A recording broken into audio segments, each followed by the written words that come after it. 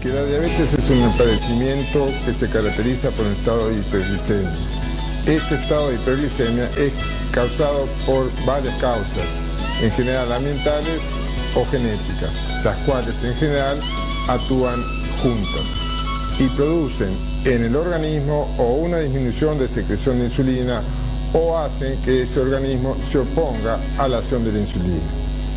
Esta falta total o relativa de la insulina produce entonces esa hiperglicemia que si es constante y elevada produce los síntomas característicos de la diabetes como orinar mucho, o sea poliuria, o tener mucha sed, polirisis.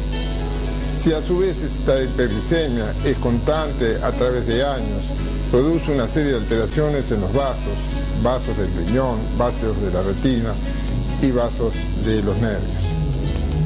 Esto no tiene por qué ser así. Si un paciente se cuida, esta hiperglicemia puede desaparecer. ¿Cómo puede ser? Bueno, lo vamos a ver después con diversos exponentes o expositores que van a tratar y le van a explicar cuáles son los factores genéticos, cuáles son los factores ambientales, qué pueden hacer ustedes en el tratamiento para lograr minimizar esos efectos negativos y que la diabetes sea un padecimiento soportable y se lleve bien. Seguidamente le preguntamos al doctor Juan José Fraschini cuáles son los distintos tipos de diabetes. Bueno, el nombre del tipo de diabetes es casi decir etiología de la diabetes. Ha ido cambiando a través de los años porque la diabetes que actualmente se llama tipo 1 ha sido llamada infanto-juvenil o del adolescente. Tenemos otra diabetes llamada diabetes tipo 2 o del adulto, que son las que llevan la mayoría de los diabéticos. El 80 a 85% de los diabéticos son los diabéticos insulino no dependientes y los insulino dependientes son el 10 a 15%.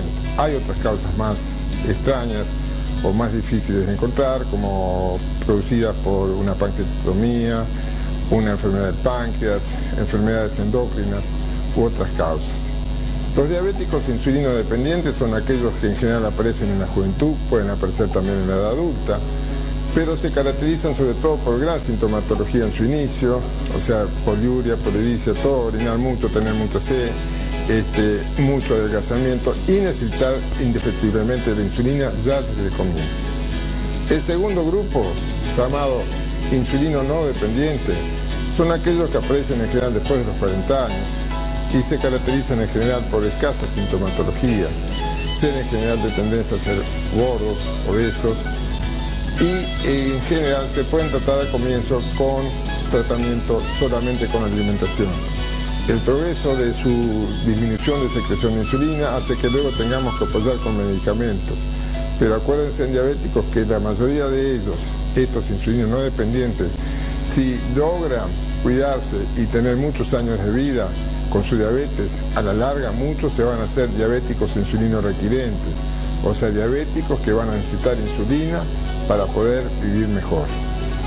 Para finalizar, le preguntamos al doctor Fraschini cuáles son las bases del tratamiento del paciente diabético. Los pilares del tratamiento del diabético son fundamentalmente el plan de alimentación, o sea, comer lo que debe ese paciente. Además, según sea un diabético insulino dependiente, se deberá agregarle insulina. El insulino no dependiente podrá agregárselo o no a ese plan de alimentación, comprimidos, y a lo mejor a lo largo de su vida necesite darse insulina. El otro pilar del tratamiento son los ejercicios, pero para que estos tres pilares marchen bien y se puedan llevar bien es fundamental otro que es la educación, o sea, el conocimiento que el paciente logre para poder conocer su padecimiento, para poder conocer su alimentación, el manejo de insulina o hipoglicemiantes y pueda hacerlo esto. Para que esta educación sea fundamental, debe ser tratado por un buen equipo de diabetes, o sea, el médico, el nutricionista, enfermeras, podólogos y otros que le enseñen a vivir con eso. Esto es fundamental porque si el paciente logra un buen control de su diabetes, va a tener un pronóstico muy bueno. Logrará sobrevivir más de 50 años con muy buena calidad de vida. Esto ya en Uruguay, hay muchos diabéticos que lo han logrado.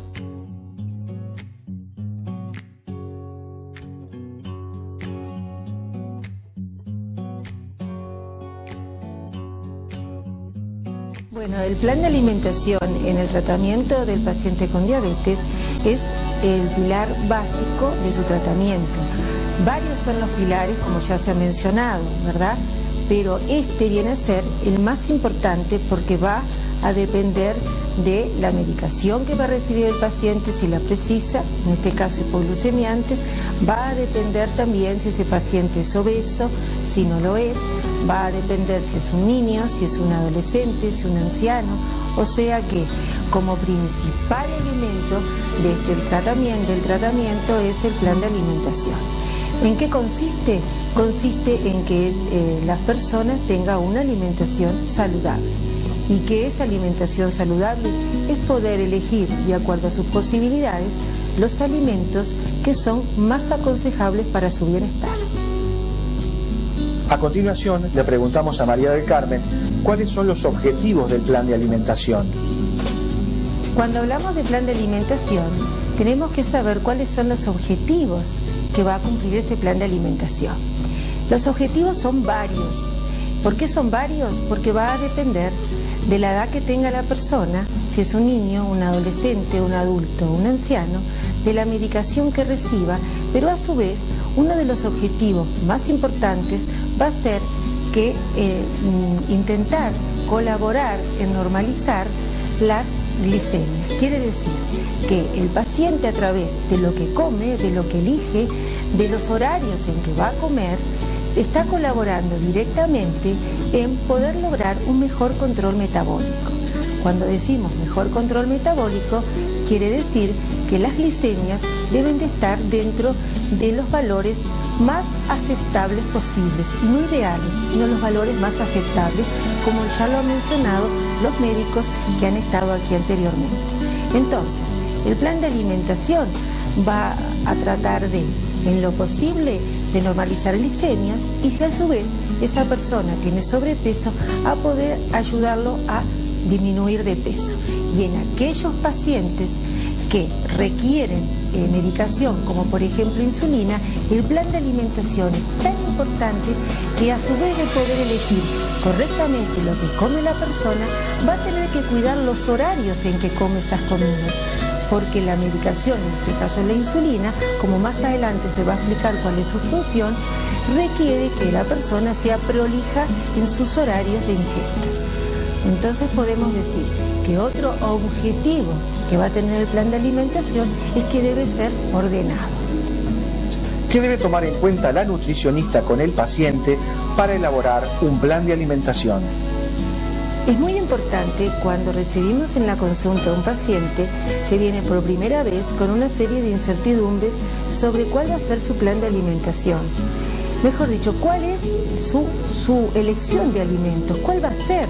O sea, es tantas las dudas que tiene y los miedos que tiene, que tenemos que enfrentarnos a un paciente a la cual se tiene que ir de la consulta tranquilo y seguro de lo que le hemos ofrecido. Para que esto suceda, tenemos que trabajar juntos. La nutricionista deja de ser o de cumplir un papel determinante frente al paciente y pasa a ser una colaboradora con el paciente. Debe saber que hay un grupo de alimentos que no los va a elegir en su plan de alimentación. Le tenemos que decir por qué no los va a elegir. Entonces, y ahí, en ese momento, nos enteramos de otra cosa. Nos enteramos de qué le gusta a la persona. Entonces ya sabemos qué es lo que hace, qué actividad tiene. A su vez, nos vamos interiorizando cuáles son los gustos, qué preparaciones, qué alimentos son los que comúnmente son los que esa persona consume o elabora. Ya sabemos dos cosas importantes. Y tercero, le vamos a preguntar si nos entendió, si está conforme con lo que le estamos dando, porque de lo contrario, esa persona no va a poder cumplir con lo que nosotros le estamos brindando. Quiere decir que en las primeras consultas, ambos, paciente y nutricionista, trabajamos juntos y vamos por el mismo